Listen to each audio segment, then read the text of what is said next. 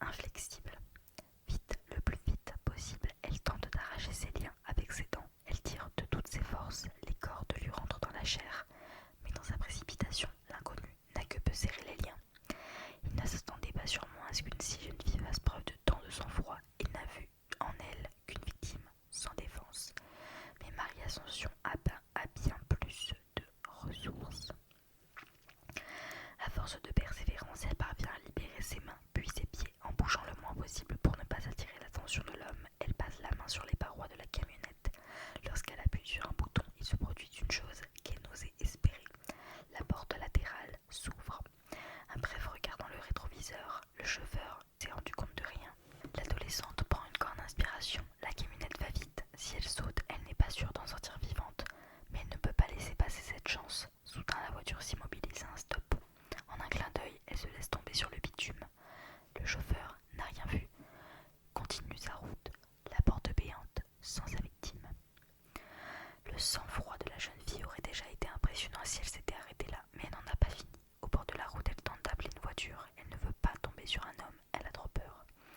C'est une femme qui se range sur la bas-côté. Marie-Ascension monte et raconte tout. La conductrice lui propose de l'emmener au commissariat. Mais miracle, sur la route, Marie-Ascension recroise la fameuse camionnette. Elle prévient la dame. La dame reste calme et lui dit de vérifier que c'est bien la personne au volant. Et la dame prend le numéro d'immatriculation de la camionnette. Malgré la panique, la jeune fille remarque bien que c'est son agresseur. Elle le voit filer devant elle, commissariat de Bourringues. Marie-Ascension et la femme qui lui a porté secours racontent toute l'histoire à la police. Un suspect est bientôt désigné, car la voiture, ou plutôt la camionnette, est au nom Nico Olivier. Mais la petite fille dit bien que c'était un homme au volant, alors il regarde le mari de Monique Olivier et trouve le nom de Michel Fourniret, déjà arrêté pour 11 agressions et viols en région parisienne à l'époque. L'homme n'avait pas attiré l'attention depuis sa sortie en prison, pourtant il n'avait cessé d'arpenter les routes et avait commis des actes d'une rare barbarie. Mais sa discrétion et son habileté lui avaient permis jusque-là de passer entre les mailles du filet. Cet homme apparemment sans histoire, né le 4 avril 1942 à Sedan, a eu 5 enfants avec 3 femmes différentes. Il est discret, plutôt intelligent et mène une existence des plus ordinaires. Pourtant il vit depuis des années avec une obsession. Sa première femme n'était pas vierge. Il a vécu cette découverte comme un vol, une dépossession qu'il ne parvient pas à oublier, au point d'en parler plus tard à ses victimes. Depuis cet événement, il a commencé à voir les femmes comme des objets destinés à assouvir ses fantasmes. En 1967, il agresse pour la première fois une petite fille dans les Ardennes. Il est condamné à 8 mois de prison avec sursis assorti d'une obligation de soins. Sa première femme demande le divorce. Il se remarie seulement 2 ans plus tard à une dessinatrice. Le couple donne naissance à un fils qui mourra à l'âge de 20 ans dans un tragique accident du travail. Naissent ensuite 2 jumelles, l'une d'elles se suicidera en 2006. Michel Fourniret travaille comme ajusteur et dessinateur en mécanique dans une entreprise, on le dit plus intelligent ou capable que ses autres collègues, mais il est prétentieux, imbu de lui-même, empathique et dominateur. En mars 1984, il est arrêté pour avoir agressé la compagne d'un policier. Il avoue alors 15 agressions aux enquêteurs et présente un tableau, dont celle d'une jeune femme, Taïna Le Guénan, 14 ans, en 1982, qui est notée comme l'une de ses affaires les plus graves dans son tableau.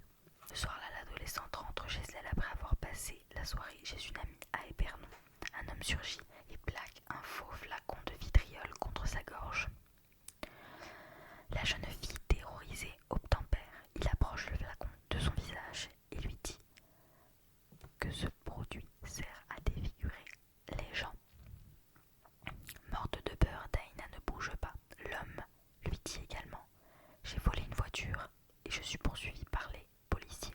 Vous devez m'aider à quitter le pays. » Sur ces propos incohérents, il la force à monter dans sa voiture. Là, il continue à parler sans s'arrêter. Ses paroles sont de plus en plus absurdes. Il lui dit alors qu'il a été élevé dans la religion, qu'il croit en Dieu, qu'il a la foi, mais que sa première femme n'était pas comme elle aurait dû l'être, et que depuis, il recherche le mythe de la virginité.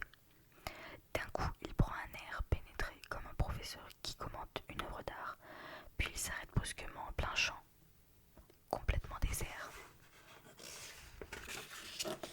Daïna est complètement seule avec Fourniret. Soudain, il dit, contre toute attente, qu'elle peut descendre et qu'il trouvera bien quelqu'un d'autre pour le faire sortir du pays. Puis, comme la jeune fille, incrédule, s'apprête à descendre, il lui dit finalement qu'il vaut mieux qu'il l'attache, sinon ils vont croire qu'elle était sa complice. La corde est déjà là, sous le siège passager. Malgré la précipitation apparente, l'homme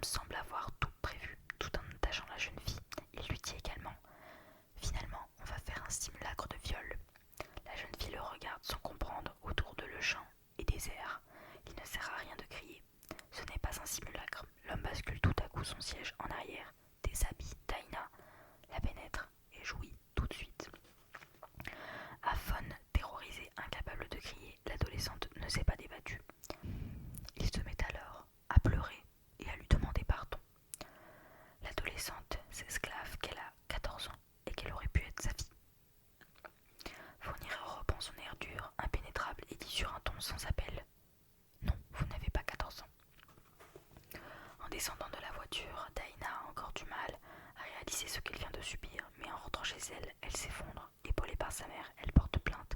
Fourniret est enfin arrêté. De sa cellule, il écrit aux magistrats, à ses victimes, à leur famille, ainsi qu'à Dieu, de sens et missives. Il inverse les rôles, allant jusqu'à se peindre en victime. Confronté à Daïna dans le bureau du juge, il a l'audace de se décrire. Ce soir de 1982, ému par la vulnérabilité de la jeune fille, sentant l'existence d'un lien affectif entre eux. Le viol est alors requalifié en attentat à la pudeur.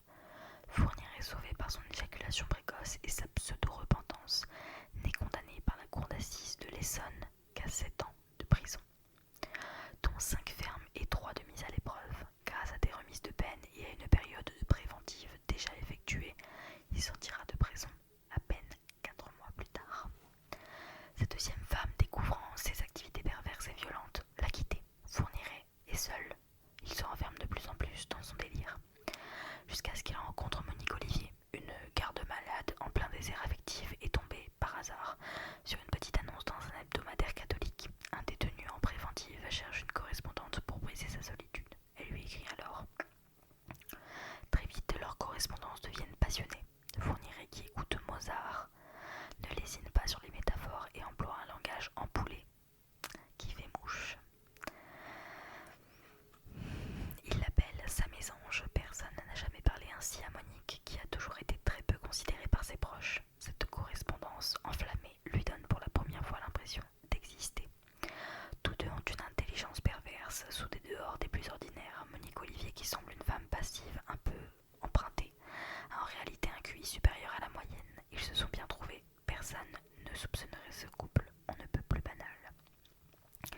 Pourtant, leur correspondance, même au tout début de leur relation, montre qu'ils ne dissimulent rien de leur pulsion et de leur intention criminelle.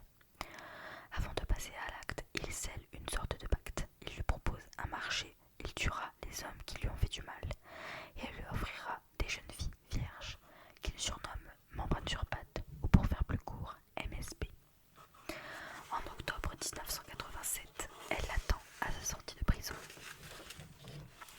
Ils s'installent alors ensemble à Saint-Cyr-les-Colons dans l'Yonne. 11 décembre 1987, à la sortie d'Auxerre, Isabelle, 17 ans, rentre chez elle. Une automobiliste s'arrête à sa hauteur et lui propose de la déposer. Elle-même est un peu perdue. Isabelle pourrait ainsi l'aider à trouver son chemin. La nuit commence à tomber dans sa voiture. La femme, déjà d'un certain âge, a un visage plutôt sympathique.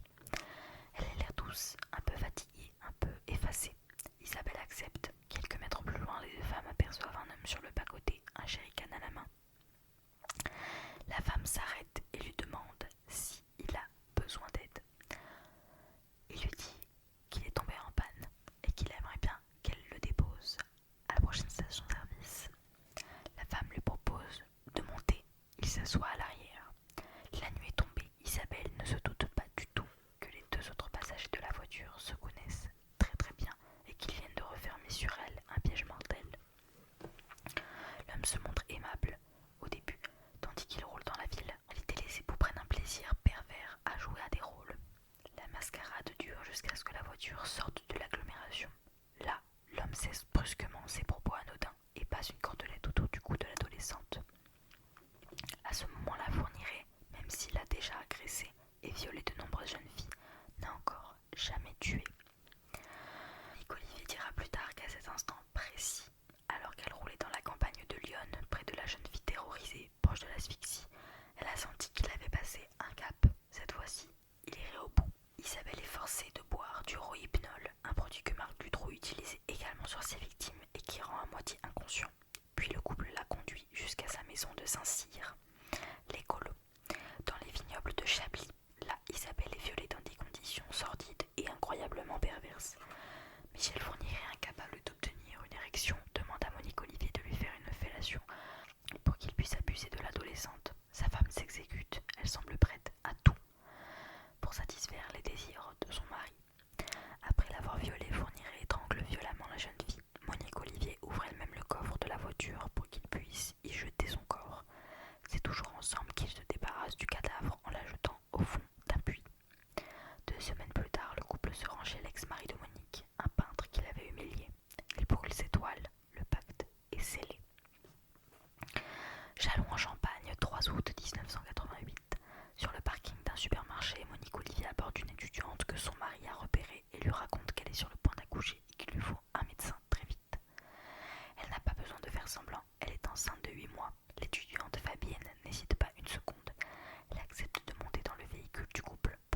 chez un docteur.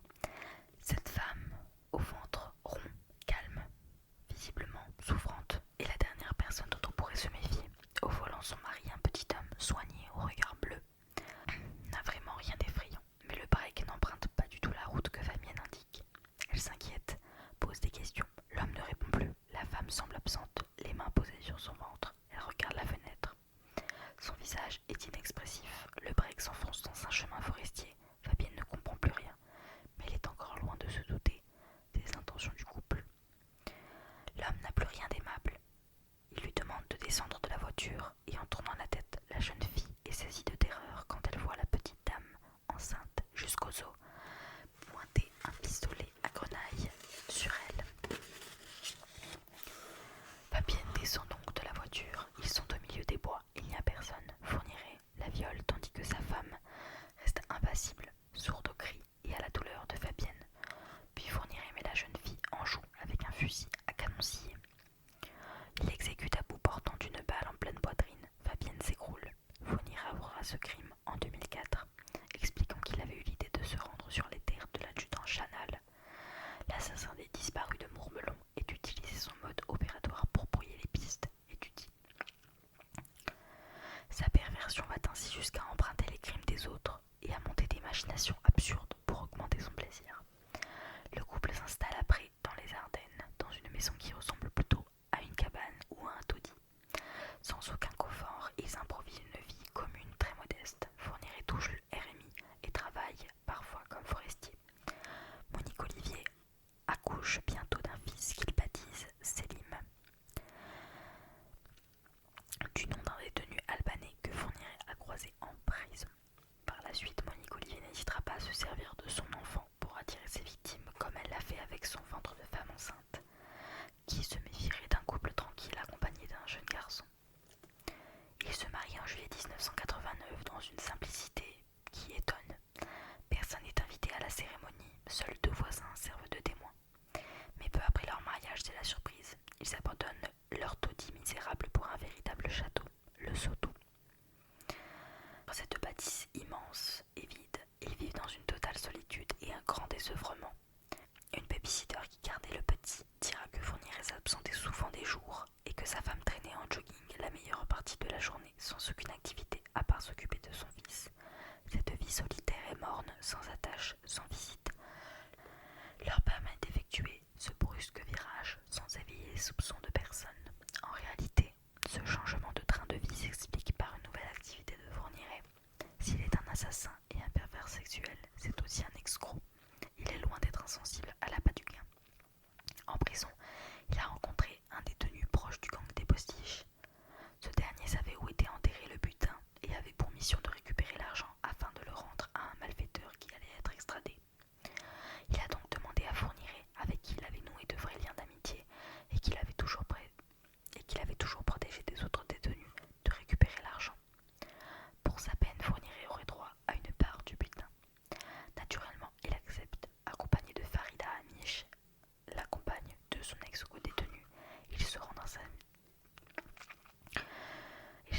un cimetière du Val de l'Oise. L'argent est enterré à l'arrière d'une tombe, mais Fourniret n'a pas l'intention de se contenter de sa part. Il assassine Farida et part avec l'argent, avec lequel il achète, sans éveiller les soupçons, le château de Sotou. On ne retrouvera jamais le corps de la jeune femme. En 1991, son ancien co-détenu, libéré depuis 1 an, apprend que Fourniret l'a floué et qu'il vit dans un château. D'abord décidé à se faire justice tout seul, il se ravise et tente d'alerter la police, affirmant connaître le meurtrier de sa compagne, Farida Amish.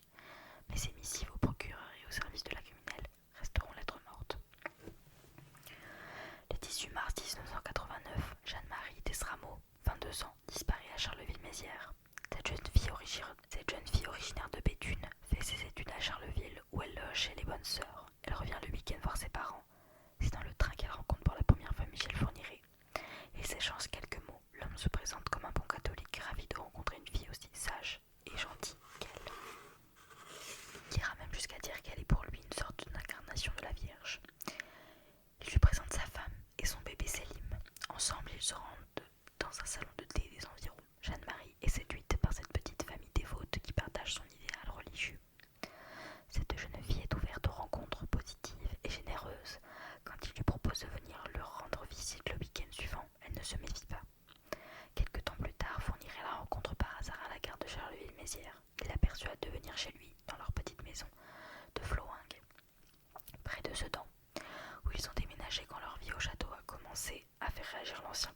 cellule de Fourniret.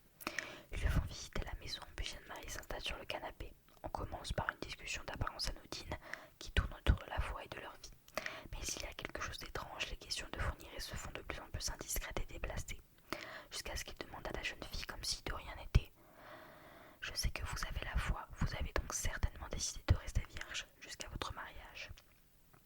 La jeune fille commence à se méfier. La question est étrange et surtout très insistante. L'homme la regarde avec une intensité nouvelle, comme si sa réponse était cruciale. Jeanne-Marie commence à être sur la défensive, d'autant que sa réponse ne semble pas convenir à Fourniret. Quand il apprend qu'elle n'est plus vierge, son attitude change du tout au tout. Il la traite de petite salope. Pris d'un excès de rage, les traits de son visage se déforment. Il rougit, il n'a plus rien du petit homme tranquille qu'elle a rencontré dans le train. Il se jette sur elle. Elle se défend. La conversation amicale vire en bagarre. Aussi douce et sage soit-elle, Jeanne-Marie ne se laisse pas faire, mais Fourniret finit par avoir le dessus. Il demande à sa femme du scotch, avec lequel il bâillonne la jeune fille. Puis il la traîne jusqu'à la cuisine. Elle se débat toujours, mais elle est à bout de force. Là, il la maintient fermement et devant sa femme qui les regarde sans broncher, étrangle la jeune fille. Monique Olivier assiste en silence à sa mise à mort jusqu'à ce que la jeune fille cesse de respirer. Le 20 décembre de la même année, c'est Elisabeth Bridget, 12 ans, qui est enlevée près de Namur en Belgique. Le 21 novembre 1990, c'est Natacha Danaïs, 13 ans, qui disparaît alors qu'elle faisait des courses avec sa mère à Rezé près de Nantes. Son corps est retrouvé 3 jours plus tard sur une plage de Vendée. Le 16 mai 2000, Céline Saison, 18 ans, disparaît à Charleville-Mézières. Son corps sera retrouvé le 22 janvier dans les Ardennes belges, comme celui de Maniana Tumpang, 13 ans, disparu le 5 mai 2001 à Sedan. Sans le sang-froid de la jeune Marie Ascension, le délire meurtrier de Michel Fourniret aurait peut-être duré encore plus longtemps. Mais le 26 juin 2003, grâce à la présence d'esprit de la jeune fille, les gendarmes l'arrêtent et l'incarcèrent en Belgique. Commence alors une enquête assez longue, accompagnée d'une surveillance importante. Les enquêteurs installent des micros dans la chambre d'amour de la prison. C'est là qu'ils enregistreront une conversation houleuse entre Monique Olivier et Fourniret. Monique Olivier craint d'être condamnée aussi lourdement que la compagne de Marc Dutroux, dont le procès vient tout juste de se terminer. Fin juin 2004, elle décide de collaborer avec la police et accuse son mari de 9 meurtres. Peu après, Fourniret avoue 6 meurtres et le 3 juillet, sur ses indications, le corps d'Elisabeth Bridget et Jeanne-Marie Desrameaux sont découverts dans le parc du château de Sodou. En juillet, et malgré des indications imprécises de la part de Fourniret qui ne collabore que de manière épisodique avec la police, le corps d'Isabelle Laville est retrouvé dans l'Yonne et inhumé près de 20 ans après son assassinat. Charmeur ou manipulateur, Fourniret a plus d'une fois réussi à retourner des situations pourtant intégralement à son désavantage et à écoper de peines relativement courtes. C'est également cette habileté perverse qui, selon certains, l'a amené à mettre en avant cette obsession de la virginité.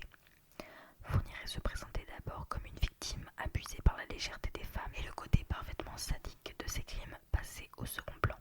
Il avouera notamment avoir piqué certaines de ses victimes à l'aide d'une seringue vide. Il désirait ainsi mesurer le temps que prenait une bulle d'air pour atteindre le cœur et provoquer la mort. Michel Fourniret vit pour dominer, son vrai plaisir est de faire souffrir. Malgré cette extrême perversité, il a longtemps paru insoupçonnable. Les époux Fourniret seront même engagés